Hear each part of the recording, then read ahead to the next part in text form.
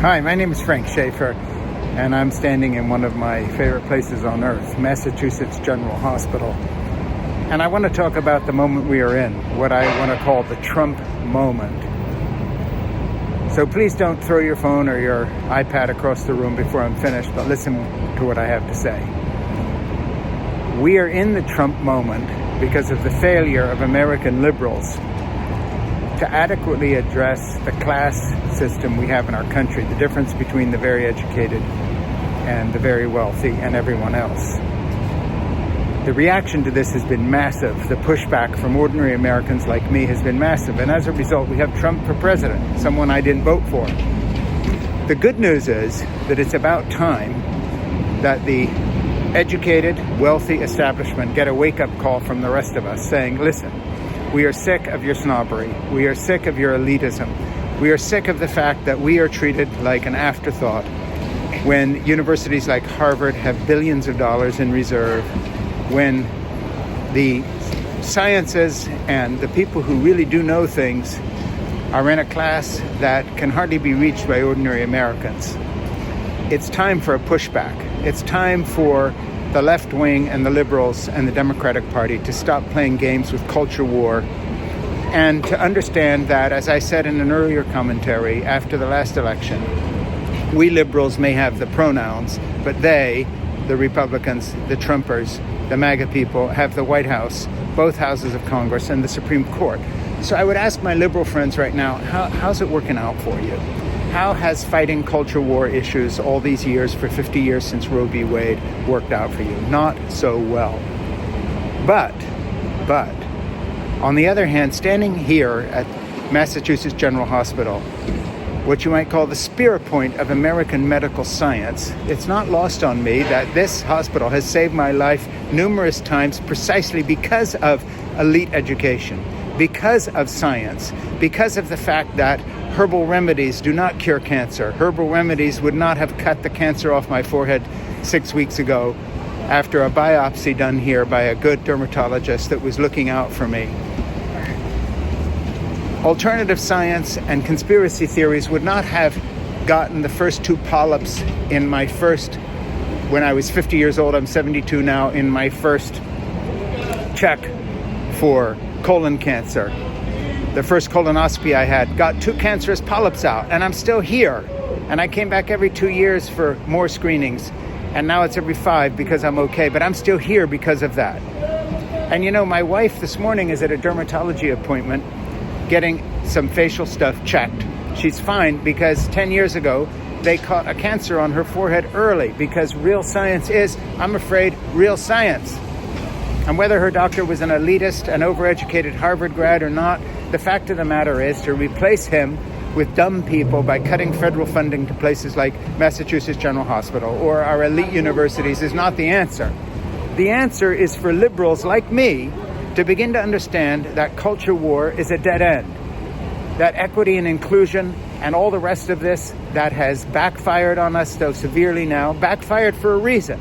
And that is because people, ordinary Americans, are sick at being preached at as if somehow because we have to accept science, which is a great thing, I'm alive, I'm standing here because of the science en masse general, which is a great thing, does not give the rights to our very educated people, whether in the medical profession or in the sciences or anything else, to preach to the rest of us about how to raise our children, whether we should homeschool them or not, whether we accept transgender rights or not.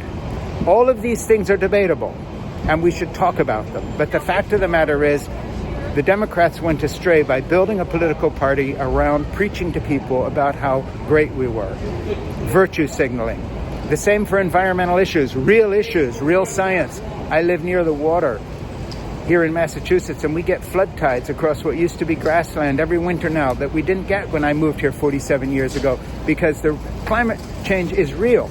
But it's not real in a way that gives people who understand the science or who think they do the right to preach to the rest of the people as somehow a super elite that makes the rest of us feel like know-nothing fools.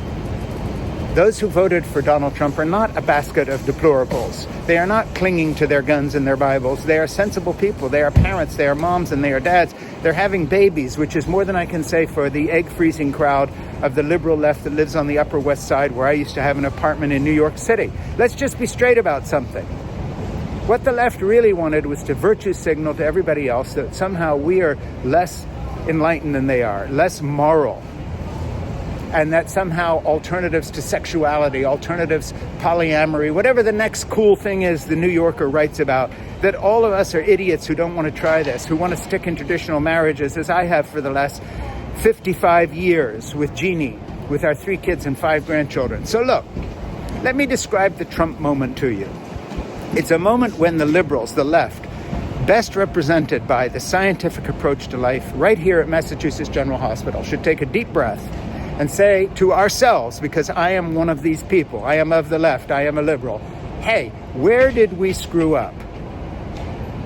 Trump was not elected because the right-wing are idiots. Trump was elected because we have made people so pissed off with our culture war antics that they have felt they are living in a time of chaos and change. It's not just enough that, I'm doing this on an iPhone 16 and then there'll be a 17, 18, 20 AIs coming along and all those changes. But we've been told there's no such thing as sex differences between men and women. That if we don't say he, him after our names, we're somehow lesser citizens. Enough of this crap. All right? Those are all things that are debatable, but they're not debatable in a way that cuts off others and makes them feel inferior and stupid. They're not stupid. The ordinary values of monogamy and chastity and marriage and child raising and love stories, these haven't changed. And the left should get with the program and understand that when you make people challenge the things that are the very basic foundational elements of their life again and again and again and again and again, you are going to finally piss them off, and now they're pissed off. But here's the bad news. Here's the bad news. The pushback was long overdue. May we learn from it. But here's the bad news. Trump is doing some very stupid things.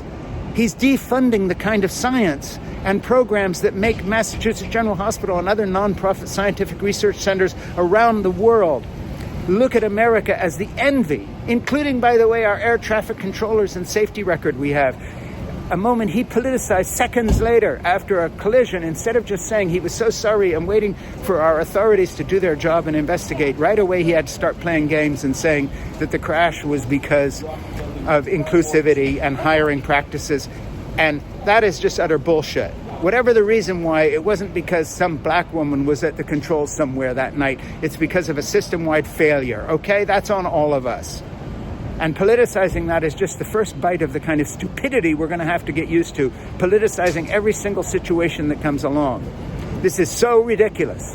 And he, by the way, my message to my friends, and I mean friends, I don't mean, some of my best friends are blacks and Jews and gay, that sort of bullshit. I mean my friends who live on my street who voted for Trump. He's going to disappoint you, because at a certain tipping point, the stupidity that he practices by defunding programs that work, like, say, here at Mass General and the science that funds, or by politicizing every single situation that comes along and every tragedy, where as president, he goes in there and blames some kind of inclusivity program for something that obviously has nothing to do with that. Whatever it is, the deconstruction of our military by somebody totally unqualified to head the Defense Department, people totally unqualified like Kennedy, who is a crank, who is a vaccine denier, getting in the way of places like Mass General, that is doing real science and saving real lives, that I can bear witness to, finding cancer in my colon 20 years ago, so I'm alive today. By the way, my dad had a father who died at age 47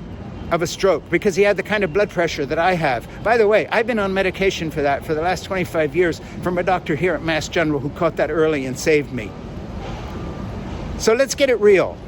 There was a good reason Trump was elected, and the pushback from the right is legitimate because the left have been really, really stupid and really, I'm sorry, annoying. Okay?